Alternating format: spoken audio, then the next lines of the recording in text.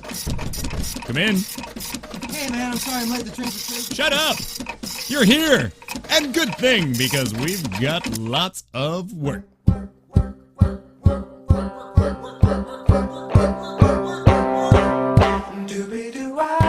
It's Employee of the Month with Katie Lazarus, the talk show featuring unforgettable guests with incredible jobs. And now, here's my boss and your host, Katie Lazarus.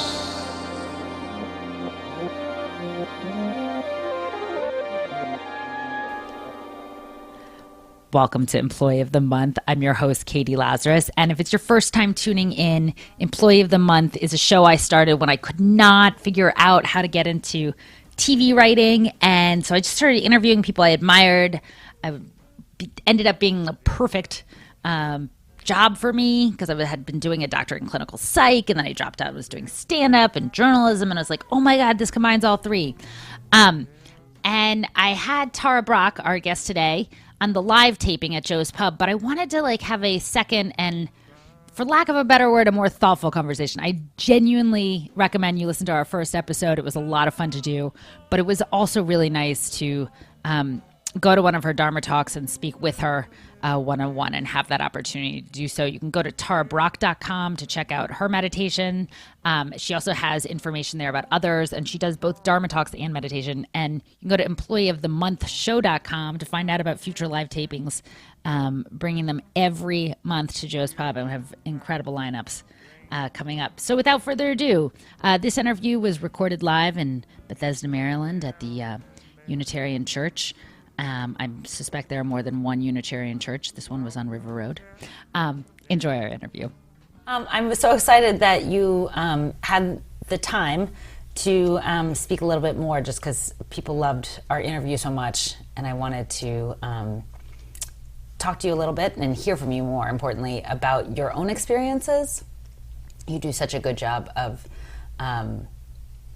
leading so many of us through how to cope with our own stress and sadness and trauma and all of these things, and wanted to hear about your experience, since it is your profession to deal with the most intimate emotions. Well, I'm delighted to be doing this with you, so yeah.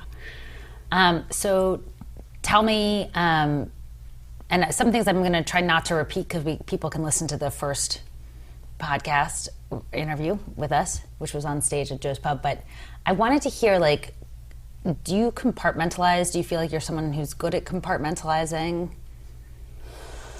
I compartmentalize more than I wish I would.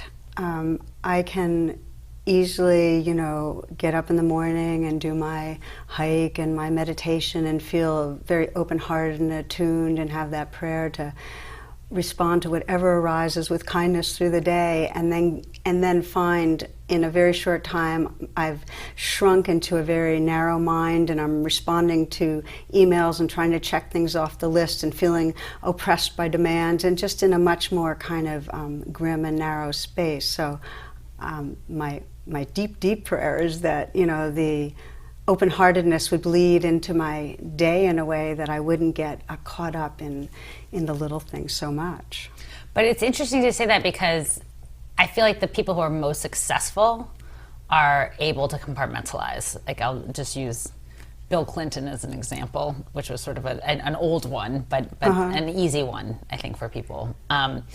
Where they're able to sort of shut off. You could use Obama. I think any president actually probably has to be able to sort of not focus on what's going on with his daughter's science project, and just focus on what's going on in Iraq, and then shut that off and deal with healthcare, and then shut that off and deal with whether an ambassador has a gluten-free meal or whatever it is. Totally makes sense. And I think, yes, I have a certain capacity to be one-pointed, and I always have. And I grew up in a family that was very achievement-oriented. My parents were social activists, and both of them went through college, and were just very achievement-oriented. So for me, there was an equation of performing will help to get me respect and love. So, I definitely have that type A, go for it, hone right in capacity. And so when I say I have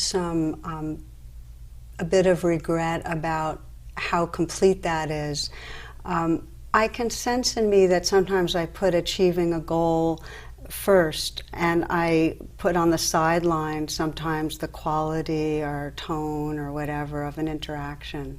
Now that's softened over the years. I'm more remembering that we're humans and we need to be grateful to each other and show appreciation and so on. But I used to be very, very quick to all business, and now I'm still pretty quick to it. Yeah. Yeah. But I also wanted to ask about compartmentalizing in terms of the quality of the interactions, and really what I mean is, like, you know, people come to you and they tell you really painful and traumatizing things sometimes, and you have your own stuff, you know, you have your own life's inevitable losses, and like, I'm just thinking about your mother, you know, passing, and how much I don't know how to ask this, but like, how much are you affected by, you know, the level of emotional vulnerability? Yeah.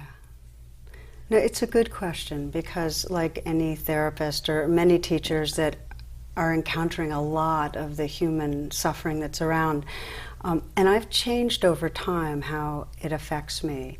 It used to be that I was either somewhat armored, like I just kind of didn't let things touch me, or else I'd let things touch me and I'd really feel, you know, just heartbroken, and it'd be a lot to hold, and it felt like I was a self trying to hold, make room for something really huge. What I've learned more in the last decades is, I kind of liken it to the breath, that to breathe it in and let myself be touched, but to breathe out and really sense that there's a bigger universe that's holding it. And it's really the only way that I can stay tender, like that can be open-hearted and have somebody tell me that their child died. Because that's the one that will most get me, you know, because it's just so quick that the mother in me feels what it would be like to lose my son. And so I can cry with them, but I also can very much feel it and let the universe hold the depth of that sorrow. So that I had to learn how to do. So, and how did you learn that? Because I can see on one level that it could be a habitual thing that one learns, but on another deep level, like, I don't know how to turn that off when you want to turn it off. You know? Yeah, and that sponge-like quality to sort of let every emotion seep into you. Yeah, and it's not like a switch for me. It's the reason it's gradual, because it's a shift in my own sense of who I am. That it used to be more like my ego self was trying to make room for it and hold it all. And now, when people tell me things, it's not like Tara, the ego person self, is holding it. It's more like it just enters in and my heart feels it, but then it's breathed into a whole field of what I am. It's like I'm bigger than a separate self that's trying to hold something. And my sense is, with compassion, I have a lot of people that tell me, you know, I encourage a lot letting ourselves be touched by pain, because we can't feel tender unless we are. We can't respond to what's going on with the refugees right now unless we really, really let ourselves close in, look and feel the pain of that. And if we feel like we're an individual self that is trying to hold it all, it'll be overwhelming. We'll get flooded. So we have to also be able to breathe out and sense that all of us are holding it together, that there's something larger. What about with your own losses? Do you approach them in the same way? Like, I'm thinking about losing your mom, or a divorce, or whatever it is, you know.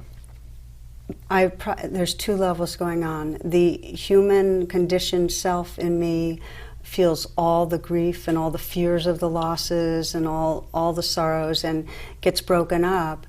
And there's still a knowing, a background knowing that it's moving through and being held by a presence, a love, a field that's bigger than the idea of a self.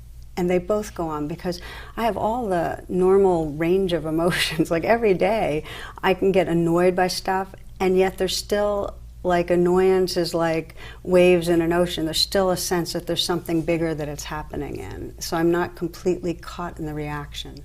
There's also two other factors I was thinking about. Like, one is that certain professions lend themselves to come face to face with more trauma and pain, even if it's hearing about it versus, experientially being in the thick of it, you're still exposed to it. Yeah. And then the other factor is the one where you can't control, where you have no idea that someone's going to come in that day, or that something's going to happen in your own family or your own health, or so one is like, I don't want to say choosing a profession in which one is more exposed to it, but certainly choosing a profession where the emotional quality, the positive is that you really care about what you do. Yeah. And the challenge, I would imagine, would be, well, what is the challenge for you? Well, what got me motivated into this line of work, so to speak, being a meditation teacher and really working with all the living, dying issues that come up. What drew me to it is a real deep yearning to discover freedom in the midst of it all. Like, I get that this body's going to die, and I get that everybody I love is going to go through the stuff that's heartbreaking. And it seems like if I want to live fully, I need to be able to have a heart that has space for all of that. Otherwise, I'm in some way, tensing against what's around the corner. So I signed up for it on purpose, to be able to participate in the most intense joys and the most intense sorrows, because I really want to have that freedom and that space to live in the midst of it all. Yeah. So I'm game for it. And it's true, I do. People that contact me are the ones that are either totally celebrating or totally grieving things. And, they're both part of this, what happens. Wait, you get people who are celebrating life too? Yeah. Tell me about totally. that extreme. Well, I get people that have started doing this practice. And when I say this practice, I mean just paying attention more consciously to their moment, staying, not exiting on, with their fantasies or their obsessions, but really staying in the moment more and discovering in it incredible joy. Like people that say, I've never really been able to be intimate before with other people, but now that I can stay with myself, like I can stay with my shame and start having compassion for my own self, I'm able to stay with others in a way I never could before. So I have people celebrating intimacy. I have people celebrating because they're more in their body, and then they go for a walk and they start feeling the elements in their body. They start feeling, the wind and the air and the smells like through their whole body. So they're celebrating being more alive, Are there certain people you've ever encountered where you're like, I can't treat this person? Like something, I know for a psychologist it would be like a transference kind of thing, but is there a type of issue or sometime a situation where you've just been like, you know what, I'm not the best person for this. I can't do this. There's definitely some people that I'm more naturally able to work with than others. And I mean, Chogyam Trungpa, this is a Tibetan teacher, he has this very cool thing. He says, never give up on anybody. Just on some level know that everyone has this capacity to wake up their heart and mind. And so that's in me, that even when I hit a wall, there's still some place in me that really can see goodness in beings. Like that I can do. And I love that. That feels like a gift, that I can be with pretty much anybody or hear about anybody and find some light there. Yeah. Yeah, it's also I think of it on such a superficial level of looking at someone, and everyone has at least one attractive quality about them. Mm-hmm, but just because when I'll go on dates or something like that, and I'll be like, okay, but he has cute eyes. You know what I mean? You'll find one thing. I know it sounds so glib, but no, but that's the idea. But it's the way it's outward in.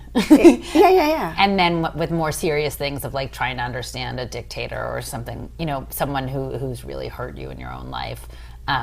To have the compassion for them, to let them go. I think that's been one of the greatest gifts of meditation.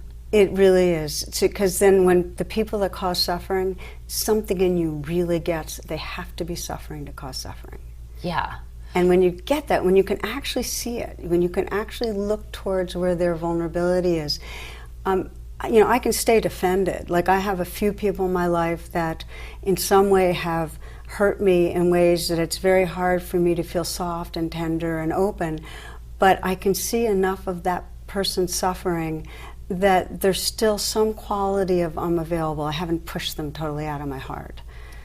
How about anger? I want to talk about anger. I feel like women, there have been a lot of articles about how when women show anger, and I actually think that this doesn't necessarily need to be fully gendered, but the articles that I've been reading about have been that women get punished for showing anger.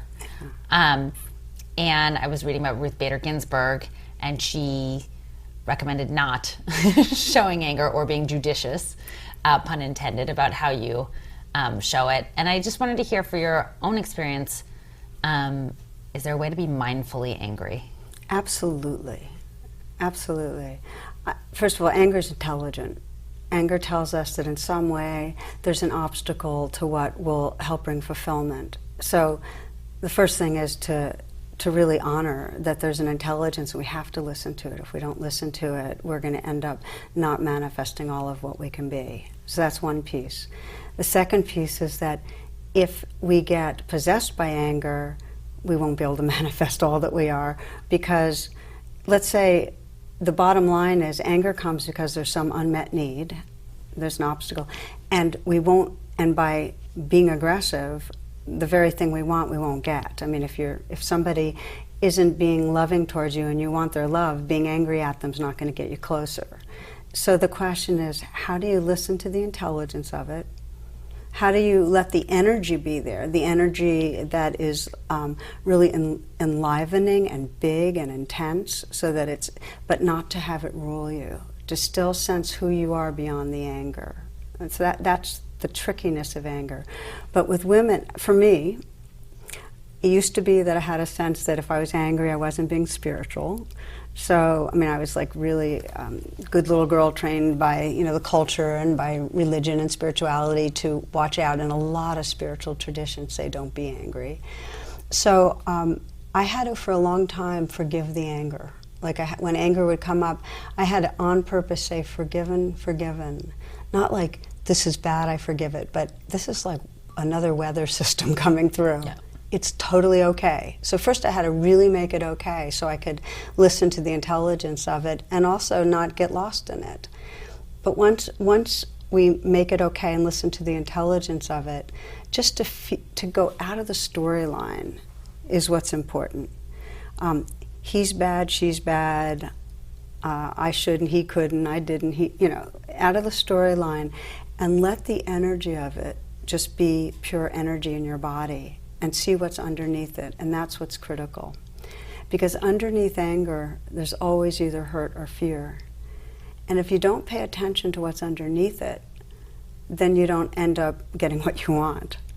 So I've been describing it like a U-turn, that when we're angry, we have it fixated on the bad other out there. Okay? So the trick is to honor the intelligence of it, say, okay, there's something we need to have taken care of, but then do a U-turn and bring the energy to a kind of inquiry, saying, okay, so if I wasn't able to make that person wrong, what would I have to be feeling? What's the real vulnerability here? And what I usually find out is underneath is usually hurt, like I feel like in some way somebody hasn't been valuing me, respecting me, loving me. And if I can bring kindness and presence to that hurt place, then I come into a place of balance where I can then communicate in a way that's not going to elicit defensiveness. So that's, to me, some of the key pieces on working with anger. It makes perfect sense. It's just like in the moment how difficult that is to carry it out. And you can't usually in the moment. So in the moment, the best you can do is pause and count to 10. Or pause and try not to say the thing you're going to say, and see, if you can even do a little bit of a pause, there's a little bit more chance at having some more choice in how you respond. Because if we just react in the moment, we end up burrowing in deeper into whatever the patterning is. I think maybe count to 10 in a different language, because then you have to also think about, am I doing it in this right order? I think that's good. I like that. Do you ever find yourself, because I've listened to your podcast a lot, and you'll be meeting with other spiritual leaders or meeting with people about how to become more active in dealing with large societal issues. Do you ever find yourself either feeling like you are or someone else you're talking to is using the right voice, the right tone, saying the right words, but they're emotionally distancing themselves from the subject at hand. Again, I apologize that I'm not able to. Yeah, no, I think I love what you're getting at, because it's one of my big concerns with some spiritual communities, is that spirituality is a way of, in some way, buffering from engaging with some of the real, raw, painful stuff that's going on in this society. And for instance, the day that I read that day that Congress was, this whole thing about shutting their doors down to the Syrian refugees. When I read about that, I felt a lot of anger, like a whole lot of anger. And so I did what we're talking about. I made the U-turn. I mean, I was angry at the 29 Republican governors and one Democratic governor that wanted to shut the states down from taking in Syrian refugees. So I felt all this anger, and it was all targeted outward. So I did the U-turn, and I felt under the anger this incredible grief for the refugees. And it felt really important that the energy of the anger, and underneath that, the energy of the grief, that I let myself feel that, because then that led me to wanting to speak when I give talks and so on, to knowing the importance of that. If we're detached, if we have all this equilibrium, but we're using the detachment as a way to actually not let ourselves feel the pain of the world, then we won't respond in a way that's compassionate in an active way. It'll keep us inactive and pulled back. You have to feel things in order to act. How do you balance then, like, wanting to be helpful or of service to someone in a different culture, or, maybe even just different political values, and then being true to your own? And I can give a couple concrete examples. Like, if I were to go help out in certain areas of the Middle East or Africa, or even with the Tea Party here, but my values about what's okay for women are very different from what may be valued there and may be asked for by the very women in that community.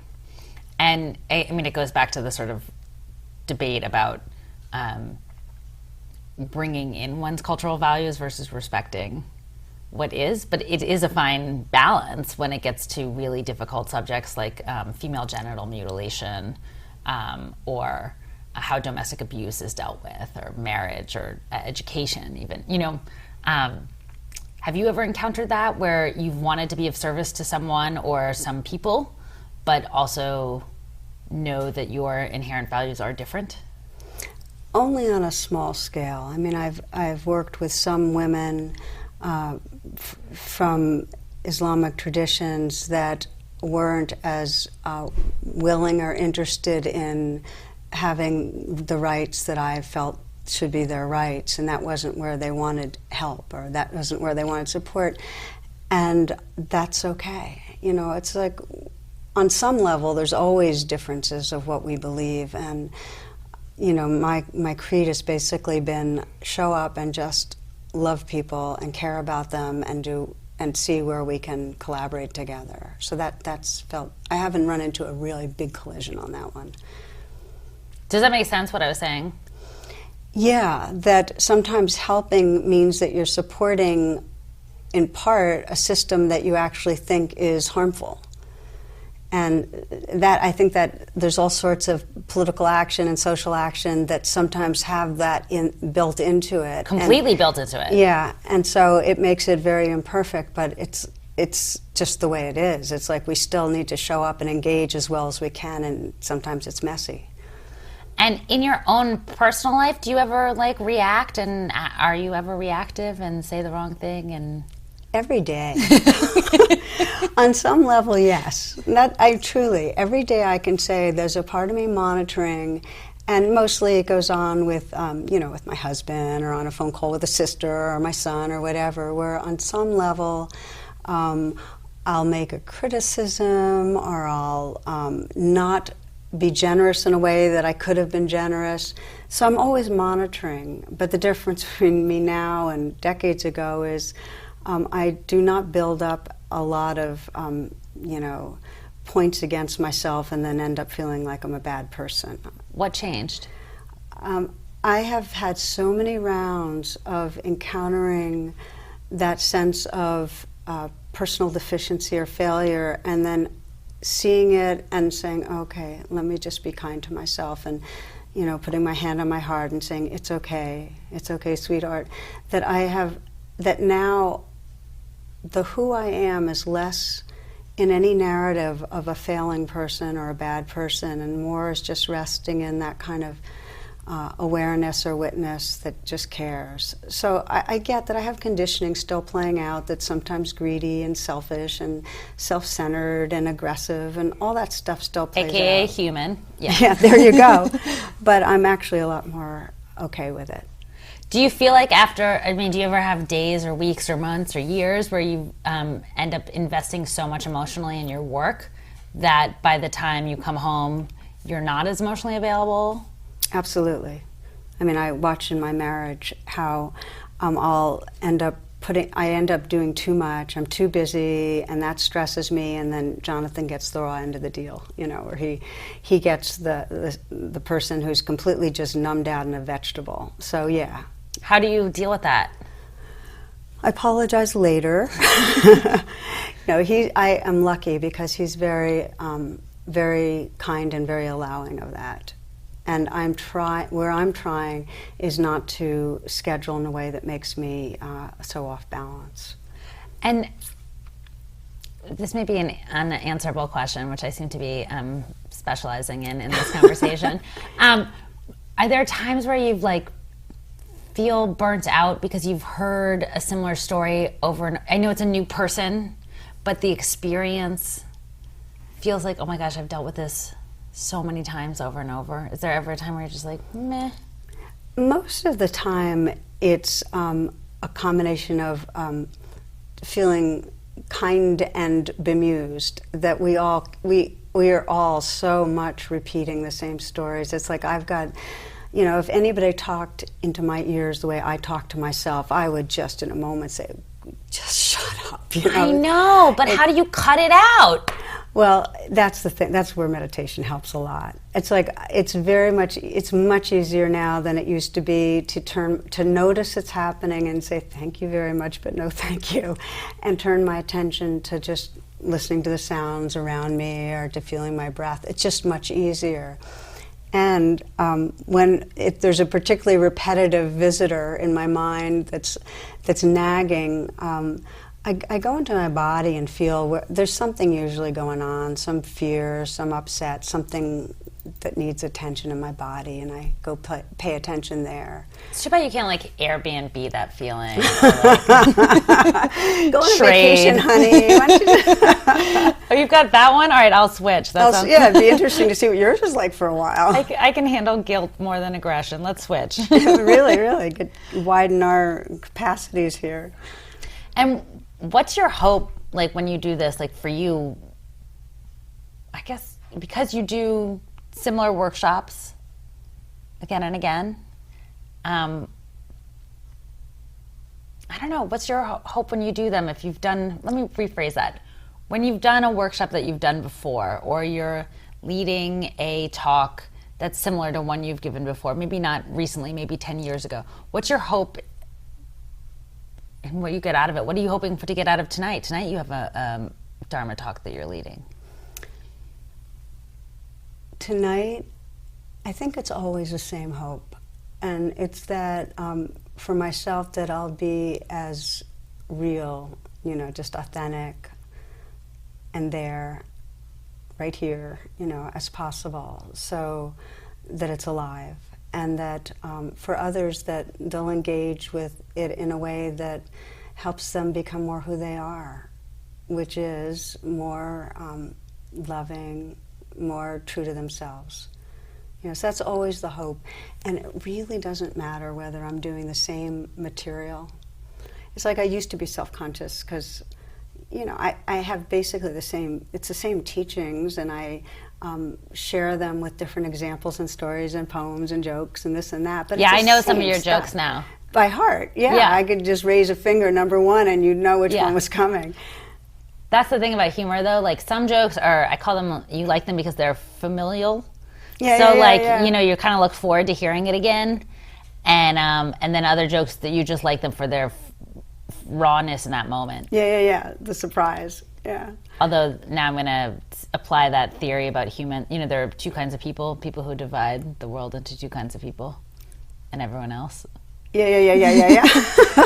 So I feel like that could be said about my joke theory there. I mean, I'm sure there's other kinds of jokes as well, but I certainly recognize those two. Yeah. And, well, so I think what happened is I'm way more tolerant of repeat, you know, because it's like a poem or like anything.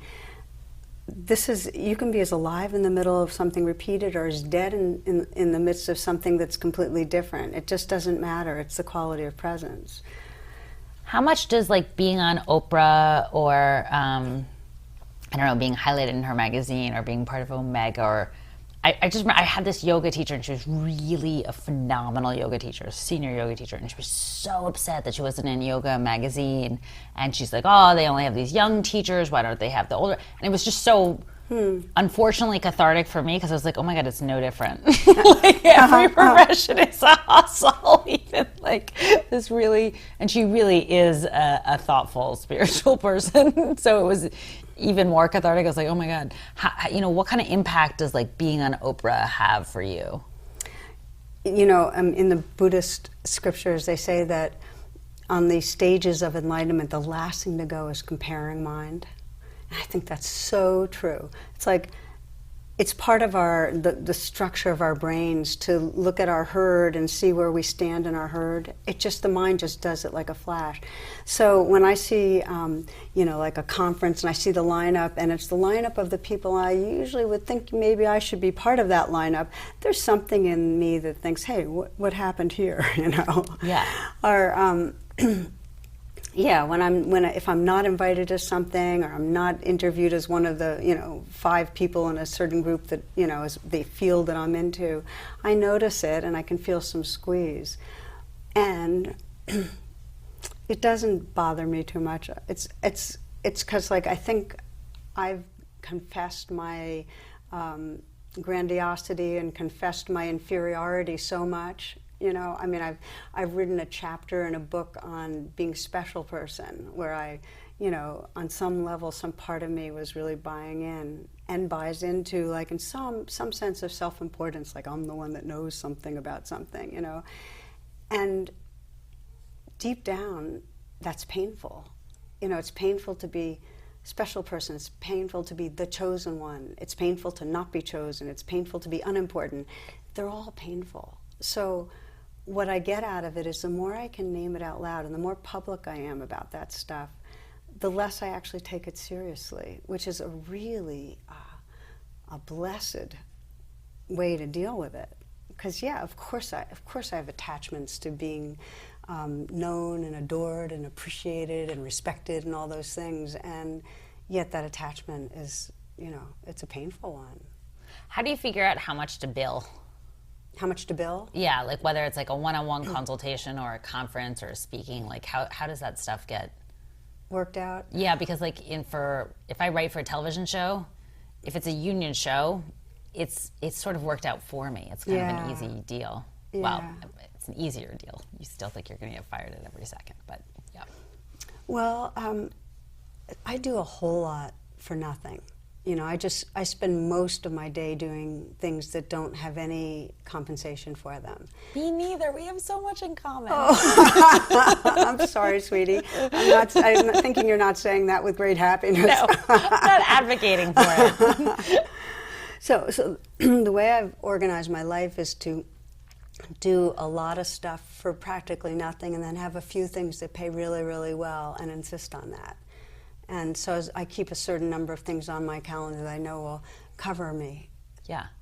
And in terms of retirement and things like that, just because it's so similar, like ultimately you are a freelancer. Yeah. And so you don't necessarily have a 401k plan, like, you know, so I guess when you you sort of decide what the number is that you'd like to make that year that you feel you need to make that you can also save, or how do you do it? I've never been good at that. I never have organized my life around money.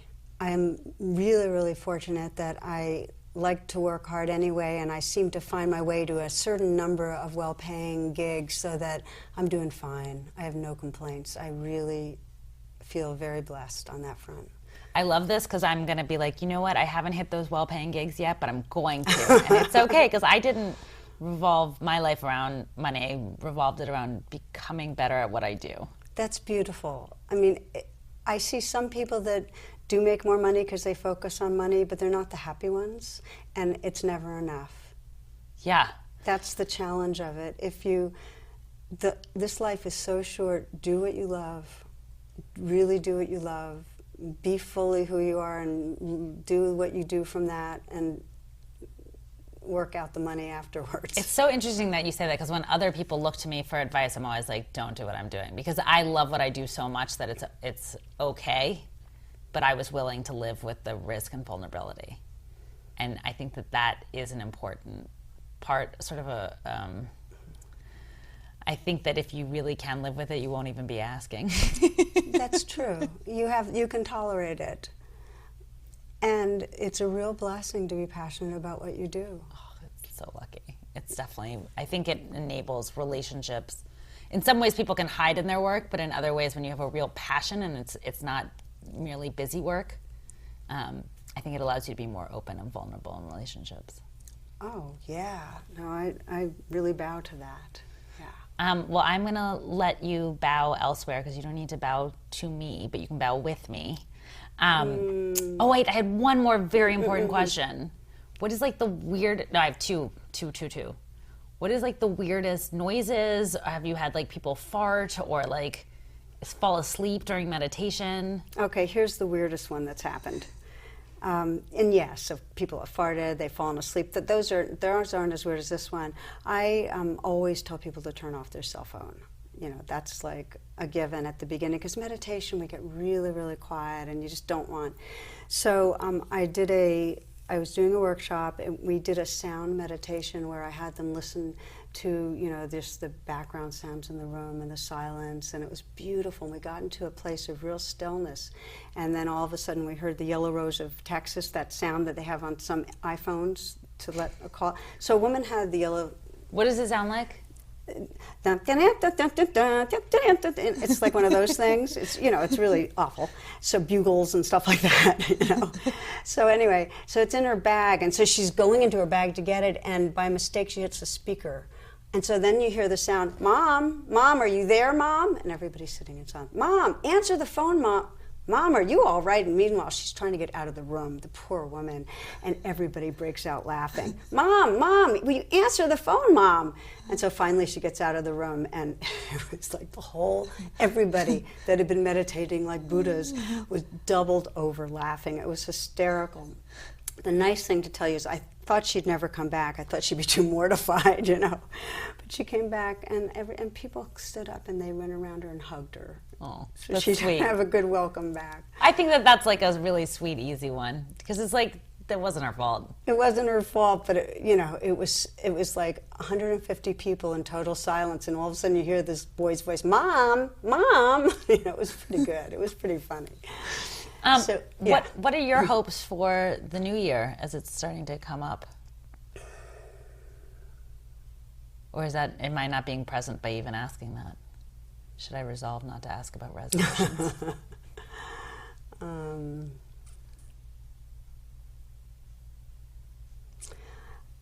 I don't think ahead to the new year. Right now, sitting with what's going on in the world a lot. And I'm sitting with that there's been another round of outward violence. The inward violence, it's like we pay attention all of a sudden when it's Paris, but there was, thousands and thousands and thousands of Muslim people killed by ISIS over the last year, thousands and thousands and thousands, but when the several hundred from Paris got killed, it's like draws our attention. Well, but understandably, I think that's actually a great way in for people who wouldn't even know where Paris was on a map to actually know about that now. And I know that for those of us who are so engrossed in the subject, I feel like, I don't know, sometimes I feel like people punish people for just, when when people were grieving about Paris and changing their Facebook status to Paris, I had a lot of friends be like, what about what just happened in Beirut? And I thought in my head, of course, but it doesn't have to be either or. I'm completely with you. Mostly I was bringing up the others because so many people, so many Muslims have been suffering. That their lives don't get that their lives don't get acknowledged in this. And the ignorance that merges those that are doing the killing with Muslims. Well, that's the eternal challenge right now, right? Like when most people think about suicide bombers, they're going to equate that with Islam versus with suicide bombers. Exactly. And then the other challenge there is that I rarely hear from Islamic groups stepping forward and saying this is not a reflection of us. And I think the reason is really complicated because it isn't a reflection of them, so they may not even feel like, why should I need to come out and say that? In the same way that I wouldn't come out necessarily and be like, Bernie Madoff is not a reflection of all Jews. I'm just bringing up an example. Sure. So there's that part, and then it also goes into the cultural relativity and the complicated parts of these. So things. it is complicated, and mostly right now, I, like many people, are looking at the parallel from 9/11 and knowing that right after that there's this sense of, oh my God, if we attack Iraq, it's just going to be like more and more cycles of violence, and really getting that, and then seeing like, here we are again, and it's the exact same thing. And so it's just the tendency of humans when they get freaked out to attack, and watching that tendency. And so mostly what's going on in me right now, my prayer, is that there's this growing consciousness that's beginning to catch on, that we don't move to healing our world by reacting with more violence. But how much is that consciousness new? Like, I lived in New York. My former office was blown up in 9/11, and I felt so much less attachment to it than I had these Palestinian campers I'd worked with, Palestinian and Israeli, and I really want to be clear that it was both, who were so sweet and so empathetic about this tragedy, and it was a tragedy. Oh, yeah. But I felt then, I'm sort of more compassionate now to Americans. It's funny, in that instant, I felt like, you can't have compassion for us because we don't have enough compassion for you. And now I realize, like, it's not a zero-sum game. Whenever people feel it, it's fine. Yeah. But then the other challenge there is, like, we live in a country where people have fundamentally different responses to violence. So, like, to me, 9/11 was like a great opportunity for us to step back. But that's not what our country did. And just as you said, now it's not again. And I guess it's hard to live with the reality that, like, my response is very different from what